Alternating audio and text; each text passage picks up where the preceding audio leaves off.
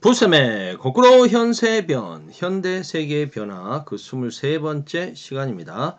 이 시간에는 세계화와 지역화, 신자유주의, 세계화에 대한 비판이라는 주제로 신자유주의가 확산됨에 따라 나타난 정치, 경제적 갈등은 무엇이고 협력의 사례는 무엇인지 찾아보도록 하고요. 세계화의 긍정, 부정적인 측면에 대해서 설명하고 바람직한 경제활동의 원리는 무엇인지 생각해보는 시간을 갖도록 하겠습니다. 2차 세계대전 이후에 관세 및 무역에 관한 일반 협정, 줄여서 가트라고 하죠. GATT. 가트에 의해서 자유무역은 꾸준히 확대되어 왔습니다. 하지만 여전히 수입을 제한한다거나 농산물 보조금 등 많은 예외 규정이 남아 있었죠. 또 가트와는 다른 규정이 적용되는 이런 산업 분야별로 무역기구와 질서들이 따로 존재했었습니다. 거기 이제 1970년대 후반 경기가 이렇게 침체되면서 보호무역주의가 다시 확산되게 되는 거죠. 이에 자유무역을 방해하는 각종 예외 조치를 좀 축소하고 세계 무역 질서를 하나로 통합하자 라는 주장들이 나오게 됐고요. 가트 회원국들은 이제 1986년부터 새로운 국제 교역 질서를 만들기 위해서 우루과이 라운드 협상을 시작하게 됩니다. 이 가트 관세 및 무역에 관한 일반 협정은 새로운 의제가 나타날 때마다 회원국들이 모여서 장기간에 걸쳐서 협상을 통해서 해결하고 그 회의 개최지의 이름을 따서 무슨 라운드라고 불렸던 거죠. 그게 이제 1986년 우루과이 라운드에서 새로운 국제기구가 필요하다. 세계 시장 개방 확대를 목표로 농산물, 교역, 관세, 섬유산업, 철강, 서비스, 해운업, 지적재산권, 교역분쟁 처리, 보조금, 통합적인 무역기구 창설 등 여러 문제가 논의되었습니다. 그리고 1995년 WTO 세계 무역기구가 출범하게 되는 거죠. 월드 트레이드 오거니제이션. 자, 자유화와 지역화 추세. 세계 무역기구가 이제 출범했으면 잘 되면 좋겠죠. 처음에 76개 회원국에서 꾸준히 회원 수가 증가해서 지금은 160개가 넘는 나라들이 회원국으로 있으니까 명실상부한 세계 무역기구가 되었습니다. 세계 무역기구는 모든 회원국을 하나의 자유무역시장으로 통합하는 것을 추구했습니다. 그런데 경제 구조나 이렇게 발전 정도가 다양한 그 개별 국가들의 이해관계와 특수적인 사정은 반영할 수 없었던 거죠. 이게 WTO의 한계 아니겠습니까?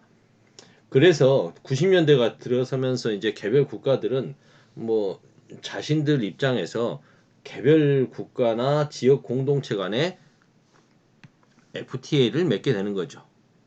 자유 무역 협정 FTA 프리 트레이드 어그리먼트 맞죠? 프리 트레이드 어그리먼트 영어가 강하지는 않지만 이 정도는 압니다. 그래서 FTA를 추진하게 되는 거죠. 자기들끼리 양자 간 또는 다자 간의 FTA가 체결되면서 다양한 FTA들을 맺게 되는 거죠. 무역 장벽을 폐지하고 특혜를 부여하고 교역을 증진하고 공동 이익을 추구하고 우리나라는 이렇게 양자 간 다자 간 이렇게 칠레 FTA가 아마 처음 시작이었겠죠. 그래서 한미 FTA까지 다양한 FTA를 맺어서 더더욱 우리의 그 경제적인 번영을 추구해온 나라 아니겠습니까? 그 다음에 이제 유럽, 서아시아, 동남아시아, 라틴 아메리카, 북아메리카, 아시아와 태평양, 아프리카 등 세계 각국의 나라들은 지역별로 경제 권역을 형성합니다. 그 대표적인 게 이제 나프타와 같은 거죠. 북미 지역 같은 경우에 북미 자유무역 협정, 미국, 캐나다, 뭐 멕시코, 북미, 노스 아메리칸 프리 트레이드 어그리먼트, 나프타. 뭐 아시아 지역 같은 경우 뭐 아세안, 동남아시아 국가연합 아세안이 있고요. 그 다음에 유럽 같은 경우에 유럽 경제 정치 연합체 아닙니까? EU도 있고. 아프리카는 아프리카 연합 AU. 그 다음에 아시아 태평양 경제협력체 APEC 많이 들어보셨죠? 그 다음에 이제 이 아세안에다가 뭐 요 아세안 플러스 해가지고 한국, 미국 막 이렇게 들어가는 거. 그 다음에 환태평양 뭐 경제 동반자 협정 TPP 뭐 다양한 것들이 있지 않습니까? 이렇게 지역별 경제 권역 등이 형성되었다. 세계 무역 장벽 완화와 정보통신 기술의 발달, 뭐 이러면 세계화가 더욱더 촉진될 수밖에 없죠. 그래서 국경을 초월하여 다국적 기업과 금융사들이 증가하게 됩니다. 그래서 이제 이게 좀 돈이 될 것 같다. 여기 좀 생산하는데 좀 인건비가 많이 드는데 그러면 해외 공장을 이전한다거나 그렇게 해서 이제 안정적으로 사람뿐만 아니라 자원을 확보하기도 하고 인건비를 절감하기도 하고 인건비가 좀 더 싼 데로 옮겨가는 거죠. 중국으로 갔다가 베트남으로 갔다가 막 이렇게 하는 거 아니겠습니까? 예를 들어 뭐 우리나라 철강 회사인 포스코 같은 경우에 호주에서 철광석을 갖고 와야 되는데 너무 멀잖아요. 인도, 인도네시아 이런 곳에 공장 등을 만드는 이유가 뭐겠습니까? 현지에서 안정적으로 철광석 자원을 확보하려고 하는 목적들이 있는 거 아니겠어요? 이렇게 되는 거죠. 그리고 이제 그쪽에서 생산도 하고, 그리고 이제 수출 시장도 확대하고,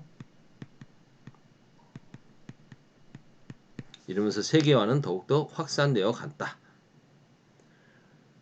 자본과 기술, 설비가 부족했던 개발도상 국가들은 이런 선진국의 기업과 선진국의 투자 유치로 자기 나라 산업이 좀 발전할 수도 있고, 일자리를 늘려서 실업률도 좀 해소하고, 그리고 선진적인 경영 기법과 우수한 생산 기술도 수용할 수 있기에 적극적으로 수용하는 거죠.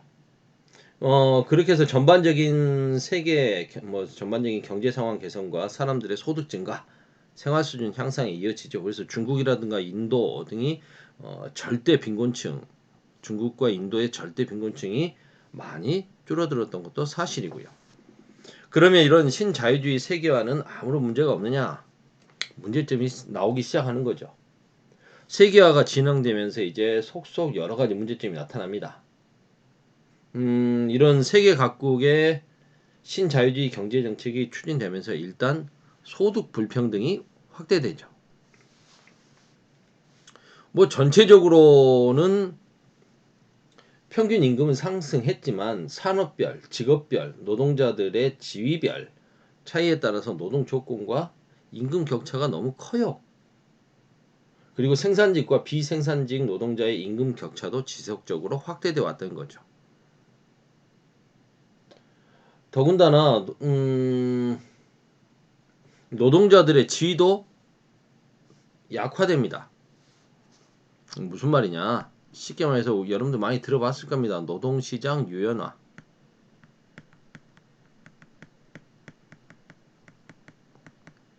해고를 좀 더 쉽게 한다. 쉽게 말하면 그거 아니겠습니까? 임금에 대한 규제도 완화되고 정리해고도 쉬워지고 그럼 노동자들은 언제 잘릴지 모르게 되는 거죠. 이러한 부작용은 개발도상국가에서 더 심하게 나타납니다. 개발도상국가들 뭐 산업과 자원 개발한다는 명분으로 환경이 파괴되죠. 임금은 낮죠. 그런 반면에 이제 투자와 개발에 따른 이익은 다국적 기업의 본사로 귀속되어 버리죠. 그러면 이제 실질적인 경제 성장 효과는 별로 없다는 겁니다. 그런데 이거 저거 주면서 무역 장벽 해소해라, 새로운 투자 환경 조성해라, 그러면서 이제 그러려면 환경 좀 파괴돼도 되고 여러분 나라들의 그런 노동자들의 권익 이런 거 이렇게 자꾸 지켜주려고 하지 말아라. 그럼 우리 투자 못한다. 산업 분야 너희들 좀 취약하다 해서 지키려고 하지 말고 빗장 풀어라. 그러면서 이제 그 나라들의 기능이 위축되고 복지 정책이나 공공 서비스가 축소되게 되는 거죠. 그 나라의 주권과 자율성이 약화되는 겁니다. 우리나라 많이 경험해봤지 않습니까? IMF 때 외환위기 시절에 빗장 열고 너희도 뭐 알짜배기 기업들 이거 투자하는 거 제한하는 거 다 풀어라. 너무 규제가 많다. 그래서 자기들이 뭐 우리나라 요 그 뭐 금융회사라든가 팔면 안 되는 부분들도 다 팔 수 있도록 한 다음에 자기들이 와서 다 사가 버렸잖아요. 알짜배기들만 알토란 같은 기업들과 은행들을 쏙쏙 먹어버린 거죠. 이런 경제적 효율성만을 강조하는 신자유주의에 맞서서 부작용이 심해지니까 이거 안 된다. 세계화 이렇게 너무 심하다. 그래서 반세계화 운동이 일어나게 되는 거죠. 미국을 비롯한 선진 자본주의 국가의 경제활동 기준이 세계의 표준이 돼버리면 결국 경제적 효율성만 지나치게 강조돼버리면 자유는, 사회 정의는, 평등, 이러한 가치는 크게 위축될 거 아니냐라는 위기의식이 확산되게 된 겁니다. 잘난 놈은 될지 몰라도 된 놈, 인간성이 된 놈은 아니지 않느냐라는 거죠. 왜 학교에서 보면 뭐 그런 거 있지 않습니까? 어떤 학생을 가르칠래라고 선생님들한테 물어보면 뭐 선생님들 연수 같은 거 하게 되면 그런 이야기 많이 있잖아요. 잘난 애를 만들기보다는 된 놈, 인간성이 된 놈을 만들어라. 뭐 이런 이야기라고 생각해 보시면 될 것 같아요. 뭐 똑똑한데 싸가지 없는 것보다는 그렇지 않더라도 인간성이 된 친구가 더 오래 기억되겠다. 더 보람을 느낀다. 이런 거 아니겠습니까? 근데 경제도 마찬가지라는 거죠. 무조건 그렇다고 해서 뭐 그러면 경제적으로 비효율적이어야 되느냐? 그건 아니겠죠. 그런데 이런 부분 자유, 정의, 평등 이러한 가치들도 지켜가야 된다. 존중받아야 된다는 거죠. 아무튼 너무 지나친 경제적 효율성만을 강조하다 보니까 이런 게 위축된다 해서 반세계화 운동이 일어나게 됩니다. 1999년 미국 시애틀에서 열렸던 세계무역기구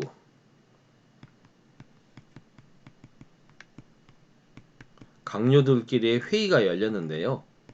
강요 회의가 개최됐는데 그 노동운동단체, 환경운동단체 등 여러 NGO 단체나 비정부 기구, 이런 비정부 기구들이 일으킨 격렬한 반대 시위 때문에 이 회의 자체가 무산되기도 했습니다. 이게 이제 반세계화 운동이 활발하게 전개된 대표적인 사례라고 할 수 있겠고요. 그 다음에 2001년에 브라질에서는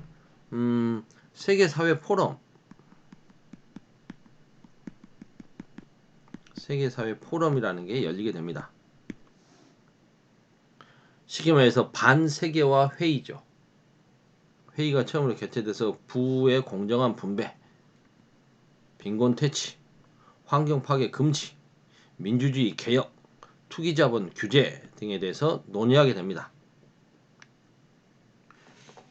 세계의 많은 경제학자들도 신자유주의와 세계화의 위험성을 경고하면서 협력적인 방식으로 경제 성장하는 게 그게 세계 발전을 위해서 길게 보면 더 좋다라는 걸 이야기하게 되는 거죠. 대표적으로 인도의 경제학자 아마르티아 센이라고 하는 분이 있는데요. 이 양반은 이제 벵골 지방에서 1943년 자기 나이 뭐 10살도 안 됐을 때 대기근이 발생해서 300만 명의 목숨이 희생되는 것에 큰 충격을 받게 됩니다. 그래서 나중에 이런 전 세계 빈곤, 기아 문제를 연구하면서 기아가 발생했음에도 식량 공급량은 크게 줄지 않았다는 사실을 알게 되는 거죠. 그러니까 사람들이 굶주리는 것은 식량 공급이 감소돼서가 아니라 임금 감소, 실업, 식량 가격 상승, 식량 공급 체계 부실 등 복잡한 사회 경제적 요인이 있기 때문이다. 그리고 이런 빈곤 기아의 피해는 빈곤층에만 집중된다. 민주주의가 발달된 곳에서는 시민사회가 성숙하고 정부하고 시민들 사이에 소통이 원활해져서 극심한 빈곤과 기아 문제는 발생하지 않는다. 그래서 경제 발전의 핵심적인 요소는 인간 개발과 민주주의다. 민주주의 발전이다.